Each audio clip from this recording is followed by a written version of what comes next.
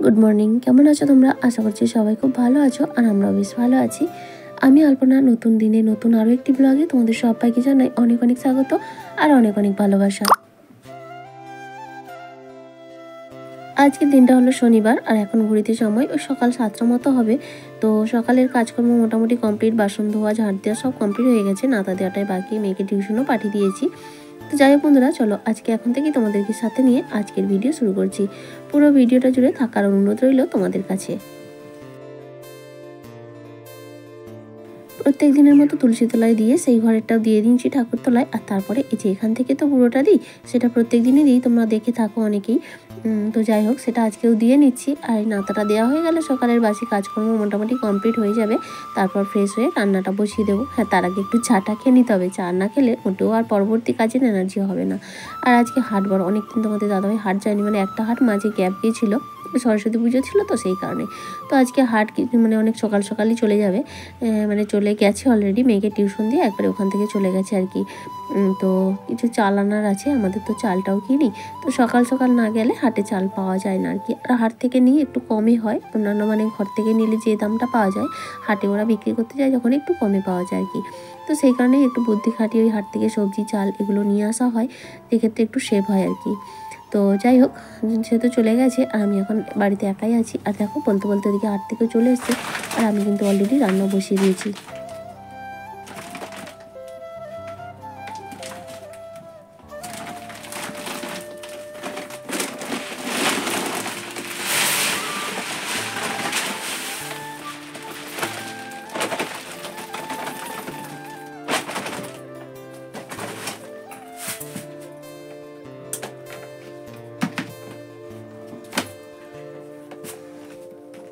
চালটা তো গুছিয়ে নিয়েছি, এবার চলো কী কী সবজি এনেছে দেখি। এক ব্যাগ। আর মাছ কিন্তু আজকে আনেনি, কারণ কি বাড়িতে মাছ রয়েছে, পরশু দিনের মাছ ছিল, কালকের মাছ ছিল, তো এখনও মাছ যা আছে এখনও আমার প্রায় দুবেলা হয়ে যাবে আর কি।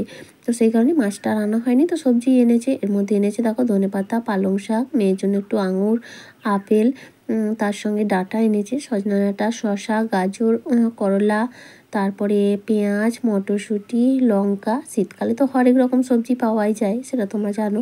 আর জমিতে তো রয়েছে ওলকপি আর বিটও লাগিয়েছিলাম জমিতে, জানো তো, টমেটো সবই লাগিয়েছিলাম, এবার কিন্তু ফলতে শুরু করেছে। আর ওলকপিগুলো অলরেডি বড় হয়ে গেছে, দুদিন তো বাড়ি থেকে মানে জমি থেকে এনে খাওয়াও হয়েছে, এতটাই বড় সাইজ হয়ে গেছে যে একবেলা রান্না করলে হয় না। তার সঙ্গে বেগুনও এনেছে। যাই হোক, এখন সবজিগুলো সব ঢেলে ফেললাম আর গুছিয়ে নেবো এখন সবজিগুলো। আর এইভাবে হাট থেকে সবজি বাজার করলে কী হয় বলো তো, অনেকটা সেভ হয়। আর আমরা না এইভাবেই বাজার করি, আগে করতো না তোমাদের দাদাভাই, কিন্তু আমার বলাতে এখন কিন্তু এইভাবেই করি। আগে কী করতো বলো তো, সামনে বাজার আছে, প্রত্যেক দিন যেটা দরকার হতো বাজার থেকে নিয়ে আসতো। সেক্ষেত্রে কী হয় বলো তো, দামটা একটু বেশি পড়ে যায়। হাটে গেলে চারটে জিনিস দেখেই আমরা নিতে পারি, একটু কমে পাওয়া যায়। আর বাজারে গেলে কিন্তু যেই দাম সেই দামেই একটা দোকানে হয়তো যে সবজি আছে দেখে আনতে হয়, এক্ষেত্রে একটু বেশি পড়ে যায় আর কি। যা 2 টাকাও যদি সেভ হয়, সেটাও কিন্তু আমাদের এই মধ্যবিত্ত সংসারের জন্য অনেকটাই উপকারী। আর এইভাবেই আমরা বুদ্ধি করে চলি বলেই আমাদের কম ইনকামেও সংসারটা কিন্তু খুব ভালোভাবে ম্যানেজ হয়ে যায়। আমরা কিন্তু ভালোভাবেই খেয়ে পড়ে সব কিছু ম্যানেজ করতে পারছি, তাই না? তো যাই হোক, এইভাবেই চলি একটু বুদ্ধি খাটিয়ে। তোমরাও চেষ্টা করবে, যাদের আমাদের মতো সামান্য ইনকাম আছে তারা একটু চেষ্টা করবে এইভাবে চলতে, দেখবে তোমাদের সংসারেও কিন্তু কম ইনকামের মধ্যেও কিছু না কিছু সেভ হবে। তো যাই হোক, আমি এখন সবজি বাজারগুলো গুছিয়ে নিচ্ছি। আর ওদিকে ভাত তো হয়ে গেছে, রান্না আজকে করবো। এই যে ডাঁটা এনেছে, প্রথমে ভেবেছিলাম পালং শাকটা করবো, তো তারপর ভাবলাম না, পালং শাকটা করবো না, আজকে ডাঁটাটার ঝোল করবো। আর ওদিকে মাছের একটু টক ঝাল করবো, কারণ বাসি মাছ তো ঝোল টোল ভালো লাগবে না। আর তোমাদের দাদাভাই বললো উচ্ছে ভাজা করতে। তো এই হবে আজকের মেনু। সুদীপ্তা ভট্টাচার্য দিদিভাই কমেন্ট করেছে, তুমি এখন যেমন ব্যস্ত আমিও একসময় এরকমই ব্যস্ত ছিলাম, এখন ছেলে মেয়ে সব বড় হয়ে গেছে, মাঝে মাঝে অনেক একা লাগে, খুব ভালো লাগলো ব্লগটা বলুন। থ্যাংক ইউ সো মাচ দিদিভাই, প্রথমে একটা থ্যাংক ইউ, কারণ আমার এই সুন্দর একটা কমেন্ট করার জন্য। আর হ্যাঁ, সারাক্ষণ আমিও ভীষণ ব্যস্ত, আমারও একটা দিন আসবে যখন আমার মেয়ে বড় হয়ে যাবে, তো তখন হয়তো আমারও একই অবস্থা হবে। তো যাই হোক, এখন তো ওই ব্যস্ততার মধ্যেই কেটে যাচ্ছে। আর হ্যাঁ, ব্যস্ত থাকা কিন্তু ভীষণ ভালো, কেন বলো তো, মনের দিক থেকে অনেকটাই ভালো থাকি, কারণ বিভিন্ন কাজকর্মে মানে ব্যস্ত থাকলে তখন মাথার ওপর চাপটা অনেকটা কম থাকে, মানে অন্য কিছু মাইন্ডে ঘুরতে থাকে না। কিন্তু যখনই ফ্রিভাবে বসে থাকবে, এই যে তুমি বলে না একা একা লাগে, তখন কিন্তু অনেক সমস্যার সৃষ্টি হয়। তো সেই কারণে যতটা কাজের মধ্যে থাকা যায় ভালো। তো যাই হোক, অসংখ্য ধন্যবাদ দিদিভাই তোমাকে। হ্যাপি উইথ মিতালি কমেন্ট করেছে, খুব ভালো হয়েছে দিদিভাই, thank you so much.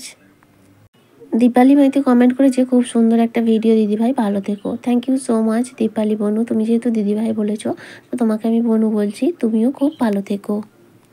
Shampa Saha দিদিভাই কমেন্ট করেছে, খুব ভালো লাগলো দিদিভাই, থ্যাংক ইউ সো মাচ। দীপিকার ফ্যামিলি থেকে কমেন্ট করেছে, খুব সুন্দর লাগলো ভিডিও দিদিভাই, থ্যাংক ইউ সো মাচ, এইভাবেই পাশে থেকো। তো কৌশালী বিশ্বাস কমেন্ট করেছে, খুব ভালো লাগে তোমার ব্লগ দেখতে, তার থেকেও বেশি ভালো লাগে তোমার কথা শুনতে। তো প্রথমেই তোমাকে জানাই অসংখ্য ধন্যবাদ এত সুন্দর একটা কমেন্ট করার জন্য। আসলে কি বলো তো, আমার কথাগুলো শুনতে তোমার এই কারণেই ভালো লাগে, তোমার মনটা ভীষণ ভালো, সেই কারণেই তুমি আমার কথাগুলো মন দিয়ে শোনো এবং তোমার শুনতে ভালো লাগে। তো থ্যাংক ইউ সো মাচ গো, এইভাবেই তোমরা আমার পাশে থেকো। আর নির্গু ঘোষ, তুমি অনেক দিন পরেই কমেন্ট করলো, তো তুমি কমেন্ট করেছো যে অনেক দিন পর তোমার ব্লগ দেখলাম দিদিভাই, থ্যাংক ইউ সো মাচ গো, আমি অনেক দিন পরে তোমার কমেন্ট পেলাম, ভীষণ ভালো লাগছে। আর কেমন আছো তোমরা সবাই জানিও কিন্তু। আর দেখো এদিকে তোমাদের সঙ্গে কথা বলতে বলতে আমার রান্নাবান্না অনেকটা দূর এগিয়ে, ওদিকে ভাত হয়ে গেছে, মাছটা রান্না করে নিয়েছি। আর এদিকে এখন এই যে ডাঁটা, আলু, গাজর, বড়ি, বেগুন এই সমস্ত কিছু দিয়ে ঝোলটা কিন্তু এখন চাপিয়ে দিয়েছি, বড়িটা ভেজে নামিয়ে নিয়েছি। তারপর সমস্ত সবজিগুলোকে ভালো করে লবণ হলুদ দিয়ে ভেজে নিয়েছি একটু, আর তারপর সব একে একে মশলা দিয়ে কষিয়ে নিয়েছি। আর এখন এই যে লঙ্কাটাও দিয়ে নিলাম, দিয়ে আর একটু ভালো করে কষিয়ে নিয়ে তারপর জল ঢেলে দেবো। তারপর ফুটে উঠলে ওই বড়ি ভেজে রেখেছিলাম সেইগুলো দিয়ে নেব, আর তারপর একটু ধনেপাতা দিয়ে নামিয়ে নেব।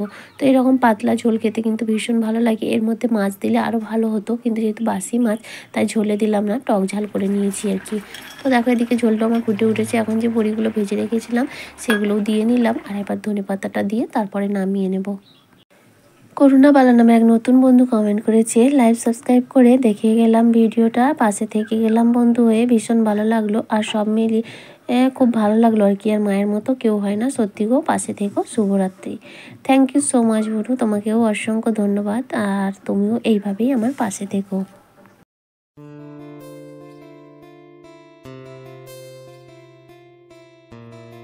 এখন কিন্তু ফিরে আসলাম অনেকটা পরে, সেই রান্নাবান্না করার পরে আর কোনো ভিডিও করা হয়নি, বিকেলে মেয়ে নাচের ক্লাসে গিয়েছিলাম, আর এখন সন্ধ্যাবেলা এসে একটু চা বানিয়ে নিচ্ছি। দুধ চা, তোমাদের দাদাভাই তো নেই বাড়িতেও খাবে না, ও আমাদেরকে দিয়ে চলে গেছে বাজার, আর মেয়ে আর আমি খাবো, তো মেয়ে বায়না দিল দুধ চা খাবে, তাই ভাবলাম আমার জন্য একটু করে নিই আর কি। তো রিয়েল ব্লগার মো কমেন্ট করে জানিয়েছো যে আমি ইউটিউব থেকে টাকা পেয়েছি কিনা জানতে চেয়েছো, তো না গো, আমি এখনও পর্যন্ত পেমেন্ট পাইনি। আসলে ইউটিউবের নিয়ম অনুযায়ী $100 কমপ্লিট না হলে টাকাটা হাতে পাওয়া যায় না, তো আমার এখন $100 কিন্তু হতে বেশ কিছুটা সময় বাকি রয়েছে, সেই কারণেই পাইনি। মনিটাইজেশন কিন্তু হয়ে গেছে, থ্যাংক ইউ সো মাচ।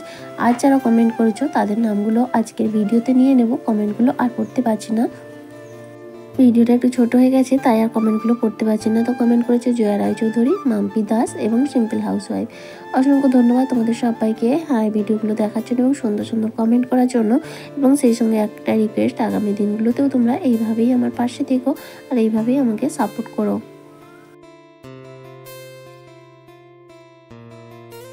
চাটা খাওয়ার পরে ওদিকে অনেকটা সময় গেছে, মেয়েকে একটু পড়াশোনা কমপ্লিট করালাম, কালকে শনিবার ওদের স্কুল ছুটি, কারণ মেয়ে পুজো আছে, তো টিউশনের পড়াটা রয়েছে, সেই কারণে টিউশনের পড়াটা কমপ্লিট করলাম, একটু গান প্র্যাকটিস করলাম, কালকে আবার গানের ক্লাস রয়েছে।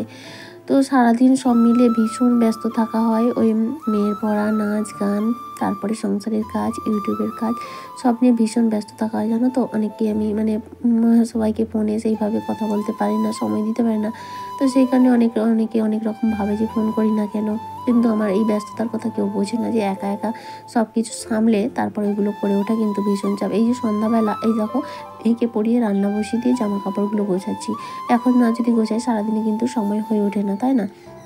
তো সেই কারণে আমার কাজটা তো আমাকে দেখতে হবে।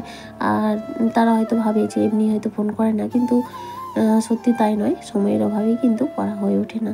আর যারা এদের একা সংসার, তাদের একা সংসার এবং বাচ্চা নিয়ে থাকা, এবং তার সঙ্গে যদি বাচ্চার পড়াশুনো বা আরও অন্যান্য কিছু থাকে, তো সব মিলিয়ে কিন্তু ভীষণ চাপ হয়ে যায়। তারপরে এটা এক্সট্রা একটা কাজ আমার ইউটিউব, তো সেটাকেও সেই সংসারের কাজের মতো করেই ভালোবেসে কিন্তু করতে হয়, সময় দিতে হয়, তো সেই মিলিয়ে প্রচুর ব্যস্ত। আর আমি এরকম ব্যস্তই থাকতে চাই, কারণ কি ব্যস্ত থাকলে নিজের মন মানসিকতা ভালো থাকে, অনেক চিন্তামুক্ত থাকা যায়, তাই না।